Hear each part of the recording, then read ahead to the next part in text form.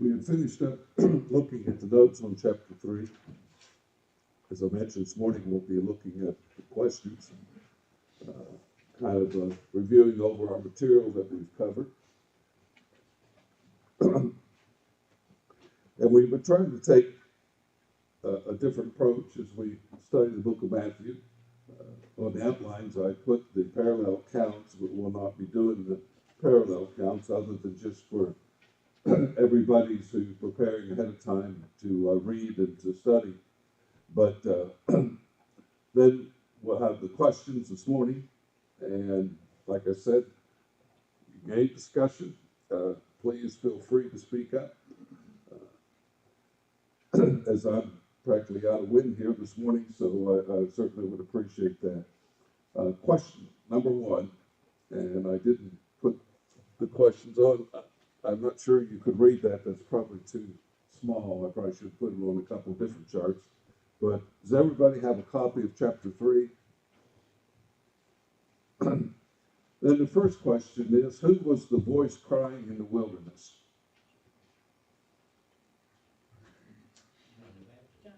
John the Baptist. What about John's message? Was it important? Was it unimportant? How was John received? How was his message received as we look at John's preaching? Anyone have an idea or anything you'd like to elaborate on that? Well, his message was received with the common people well, not by the Jewish hierarchy. Things have not changed as much since those days, have they?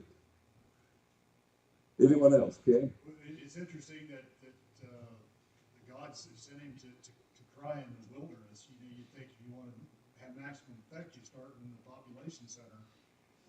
Whereas, and perhaps there's some analogy there, the wilderness of sin. Yeah, I think there is a message in that, and the Old Testament prophets, as they prophesied about John's coming, certainly by the time of Christ. Of course, we know the 400 years in between the Testaments, the last book of the Old Testament, the book of the New Testament. And of course, sometimes I guess we kind of miss that Larry did an excellent job on the minor prophets. And this is kind of the fulfillment of those things, the awakening, if you please, the beginning of what God was speaking about for thousands of years since the creation, laying of the foundation of the earth, said he had this plan even before that. And we see that being worked out in the Old Testament. I've always enjoyed studying the Old Testament because you can just see those things starting to fulfill. We have the advantage, of course, that the Jews do not have. We have the fulfillment of those things, and we can look back and then we can learn from the old and the new together, and we can see what the prophets were talking about. So I think this is one benefit of the Gospels, is that a lot of the prophecies that we would look at in the Old Testament, and you might have kind of wondered, well, exactly what's that talking about, or where's the time that that's going to be fulfilled, or what does that really mean? We try to interpret the prophets, and sometimes it's a little bit difficult without the New Testament, especially the Gospels, that brings all of that together. Yes, I think there a point can be made, hopefully not stretching it too much, but they were in sin. Sin sometimes is spoken of as being in the wilderness, and so they were clearly in captivity. Jesus said about making them free, and they said, well, we're not bondage to any man. Well, yes, they were. They were in bondage to the Roman Empire, but they were also in bondage to sin. Sin puts us in bondage and corruption. So John was the one that was preparing that. He was a very important voice. Basically, this was the beginning of what the Old Testament's prophets talked about. So God had been silent for 400 years. And these people were looking for this, although I guess to Richard's point, it seems as you go through the Gospels that the common people seem to understand a whole lot more about prophecies, the fulfillment, than the Jewish hierarchy. They were a lot like a lot of our theologians and people that are highly educated and think above everybody else. And for some reason, it just goes over their head or under their head. I don't know how you pronounce it, but they just seem to miss it altogether. And so this should have been a time in Israel for rejoicing. As we have gone through this, I hope we're not give away another question here, but as we go through this, uh, we see multitudes of people coming to John. So he was in the wilderness. To Ken's point, he wasn't in the populated areas, but the people went there. And mostly it was the common people. And then, of course, the elite went there to see what trouble they could stir up, and to see if maybe they needed to stop this John and stop his message. Maybe he would lead the people in a way that they shouldn't be led. So this is a very important time. And what's the idea of being the forerunner of Christ? Or is there a purpose of God sending John first? Well, you'd ask the question at the beginning about how important he was. Without John, there wouldn't be a Christ. There would have been those silent years, and the prophecy was that there was going to come somebody before the Messiah and the Savior. So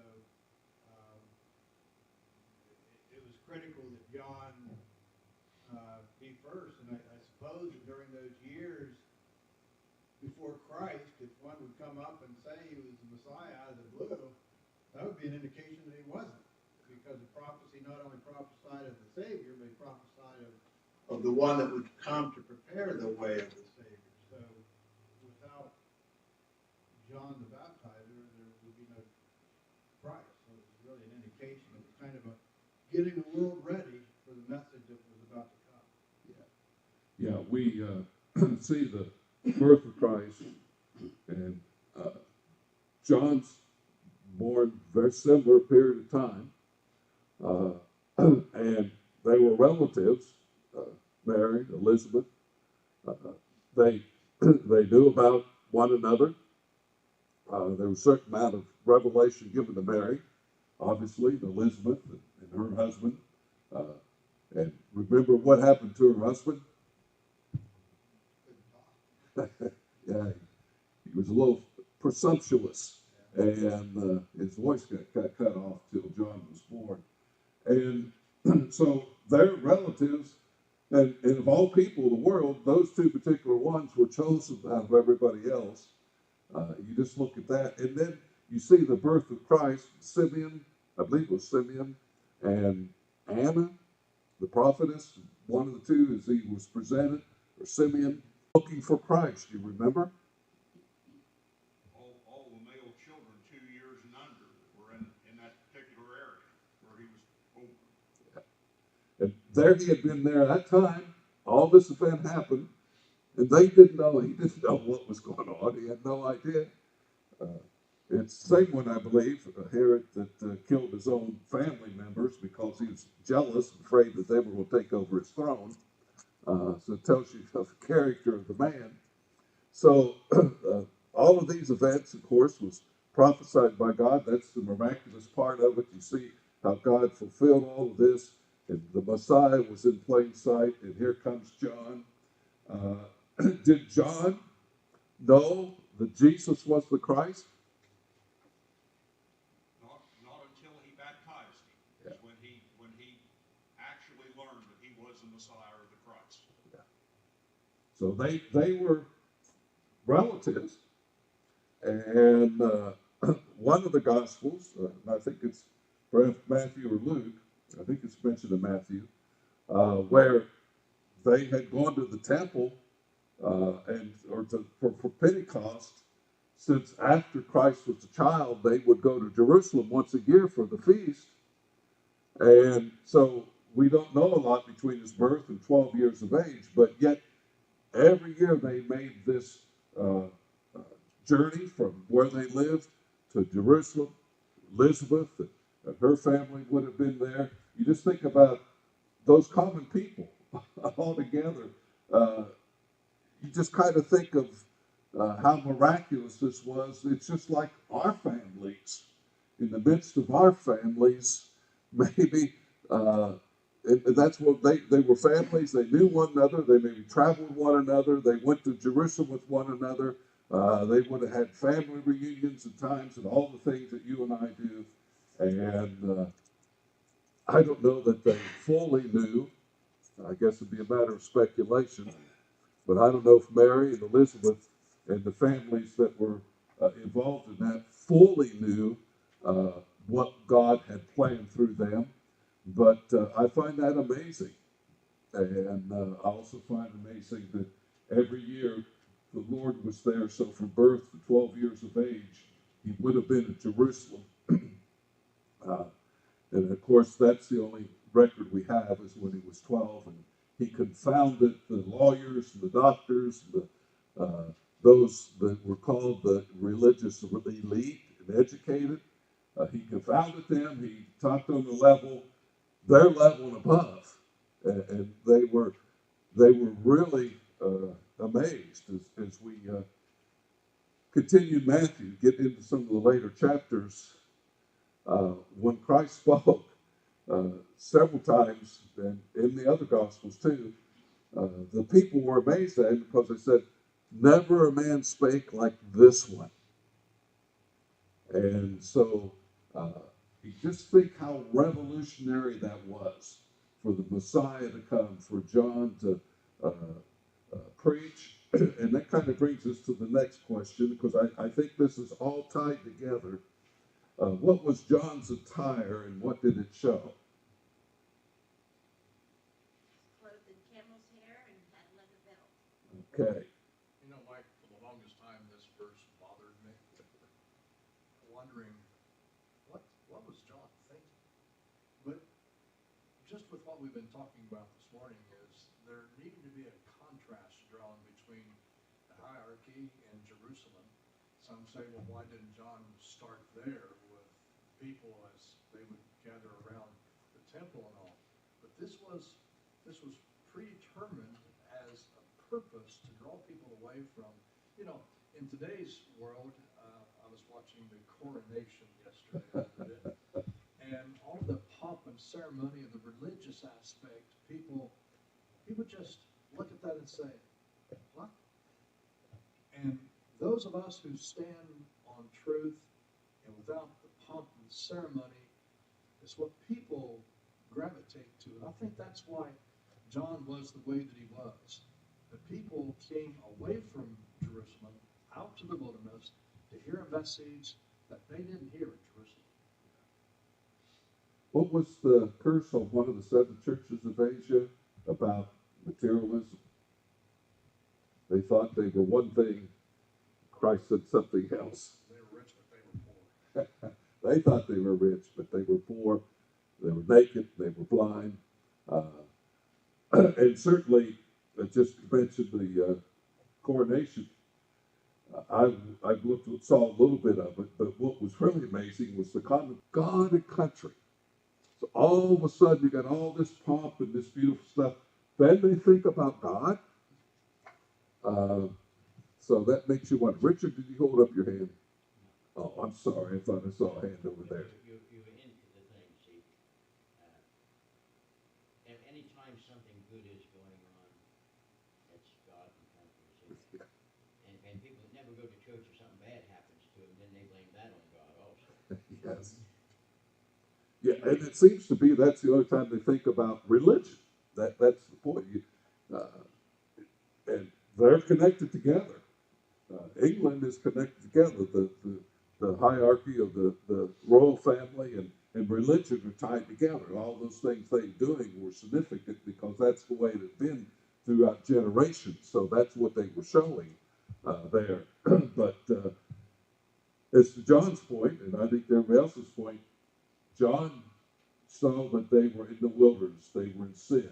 So instead of having wonderful clothes, and some of the prophets talked about the cows of Bashan. They had laid on couches of ivory, and they told their husbands more and more and more. They robbed from the poor to give to the rich so that they could have more and more and more. That's what they were thinking about. And so when we see John comes, we see this. What would probably somebody call John today? If we see John, can it? He was the equivalent to our caveman. I mean, his clothing didn't even match the mainstream commoner of the time. Very rough. Probably a hippie or who knows? What kind of words could be used because his clothing did say something. It did say something, and his food too said something about the nation of Israel. Yeah, it was an attention getter, to Ken's point, if somebody came like that, it would not go unnoticed. And, which is part of the benefit or value of it. I wonder if the Lord had to send to us today because maybe we're getting a little bit like the Pharisees and Sadducees. I wonder what would happen if God sent somebody in our assembly that looked like John.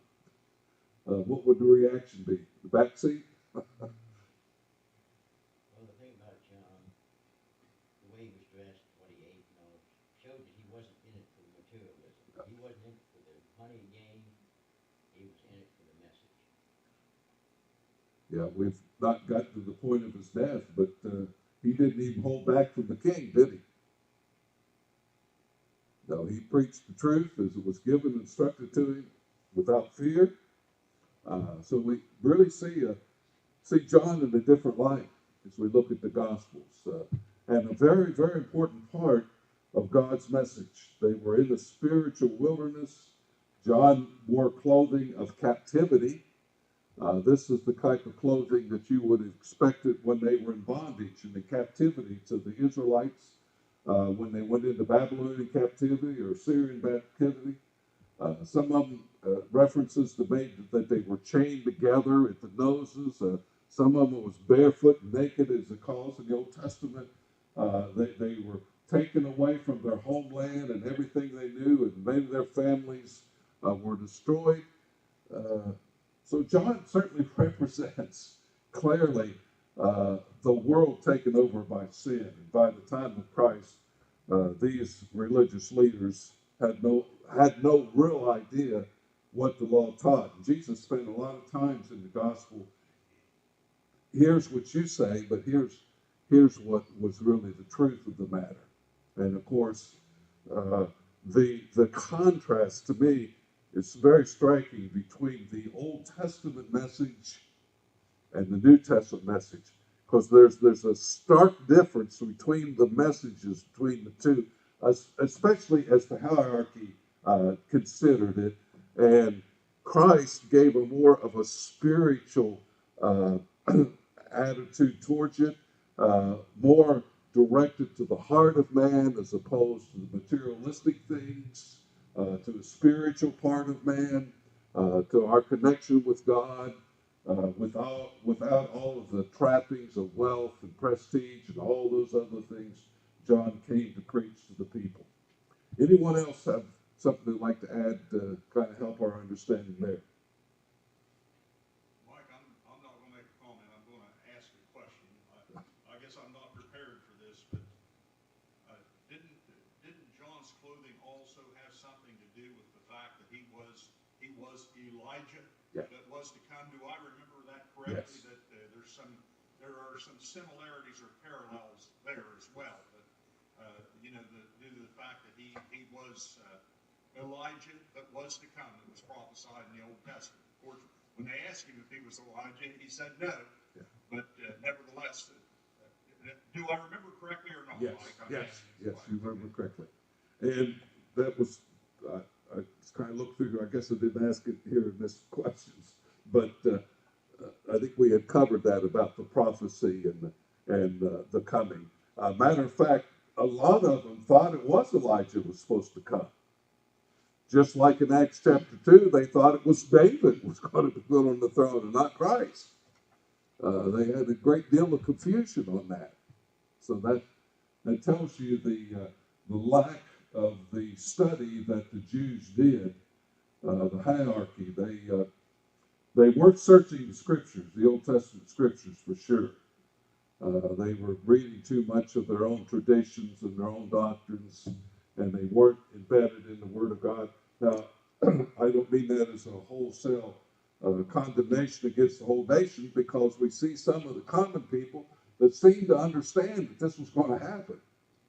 Ron, you were going to say Yeah, something? yeah, you can look at that both ways. At least they had some understanding or expectation. They might have been off, but at least it was there. They were redirected, certainly. But the fact that some misunderstood, at least they knew something was foreshadowed or prophesied. Yeah. And like you said, then they were corrected. So we're 100% right that there were some, 400 years, a lot of generations removed from that. Yeah, and I give credit to the common people because they seem to understood it better than the hierarchy. I suppose they were like a lot of what we call theologians today. They were more interested in the theology of things as opposed to the application of the truth that was written. They just didn't get that part of it, but they got the theological part of it. We've got a lot of people in our world today that are theologians, and they could talk about all these things and what it might mean, and the basic doctrine. I mean, how could you be a theologian and not know that the New Testament teaches you need to be baptized for remission of sins? You can't miss that. It's too clear. And so their minds are somewhere else. And that seems to be, like I said, it seems to be same for all. Any other questions or comments? I'll just mention that even the woman of Samaria, when she talked with Jesus, that she had some understanding Yes. of the fact that the Messiah is coming. She said, when he comes, he'll tell us all things. He will tell us all things, and I can't remember. I think there was one other statement that she made as well. And then, then Jesus says to her, I'm speaking to you. I am he. I am the Messiah. And so, when we talk about the common people, if you think of the woman of Samaria as being a common person, a mixed race, Jews who married non-Jews, that these people, some of the parents under the old law were still doing what God told them to do, even up to the time of Christ. They were reading the scriptures to their children, and so there were people who were looking for the Messiah. They even asked John, are you the Messiah? And so there was people, they were looking for the Messiah. They were looking for him, but they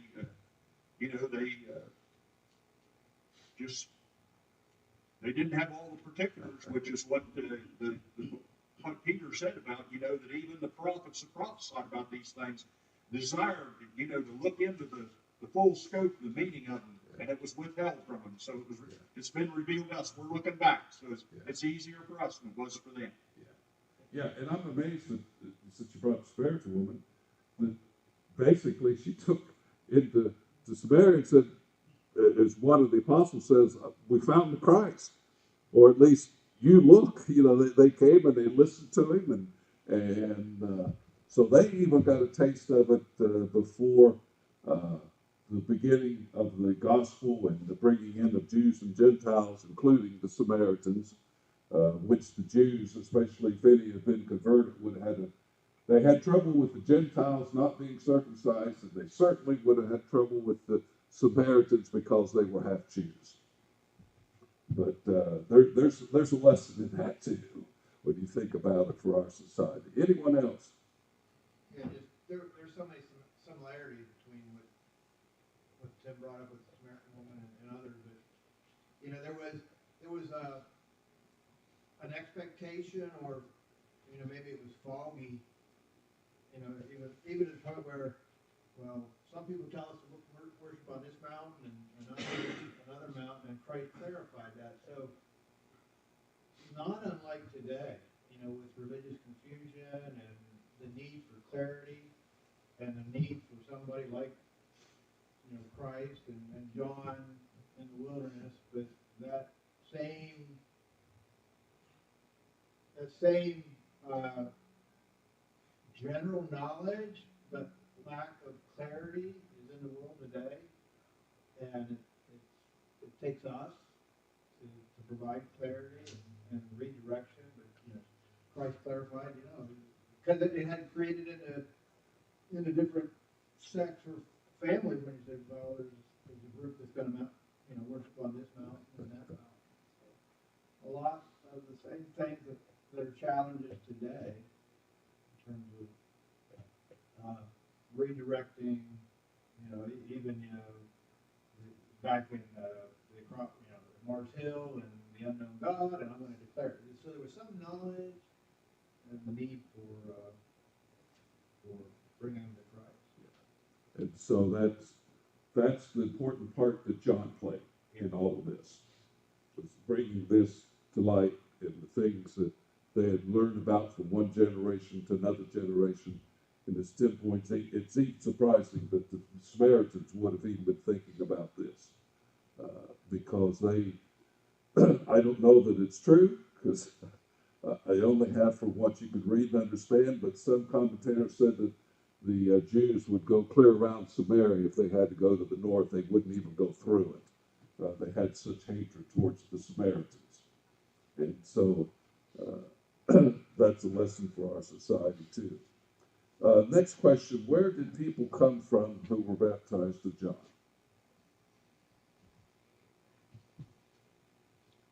A lot of places. The city, Jerusalem, and Judea, and I think he mentioned around the Jordan, which I assume means even to the other side of Jordan, or the east of Jordan. So a wide area people came to listen. Yeah, and there's a traditional place, if you go over there, where John was supposed to have baptized in the Jordan River. And you look at that area, you can see pictures of it in some of the atlases, but biblical atlases. And you think, how could all of those people been there? But it was, as Ron said, Jerusalem, Judea, and the regions around the Jordan. So there were multitudes that were coming to him. And I think that's why the hierarchy went out there, because they always had a problem with the gathering of multitudes. And matter of fact, even John's disciples did. Did they not have a problem with those being baptized? Remember, they came and they said, asked John, Jesus and his disciples are baptizing more than they were. And they had a question about that too. So you just see that what was going on. So this would have been notable. All these people going out there to listen to John. I think of Elijah, especially in his prime. I think of a powerful preacher who stood up to sin and immorality when he stood up to Jezebel, although he weakened after that. But the Mount Carmel and the prophets of Baal and the slaying of all those prophets of Baal and the sacrifice and all that, I see a strong Elijah in the wilderness preaching to these people, repent, turn back to God. They understood his message, did they not? Remember, one of the kings called him the troubler of Israel? And so these hierarchy, I think they were the same type of people, and they thought, John's stirring up too much trouble here. We need to go see what this is all about. But the people came to hear the message and were baptized of John. And so we see a clear difference between the two. Anyone have a comment on that or anything further? John called the Pharisees and Sadducees what? A brood would be a birth, there would probably be multitudes of them. In my book, when I see a snake, I keep my distance. And I think maybe that was John's point. Keep your distance from these people that think they know the truth and they don't know it. Yeah, they would definitely have been vipers, would they not? Because their message would have been poisonous, right? What the Pharisees and Sadducees were teaching, that would be very poisonous to the soul. So John's saying, avoid them, but also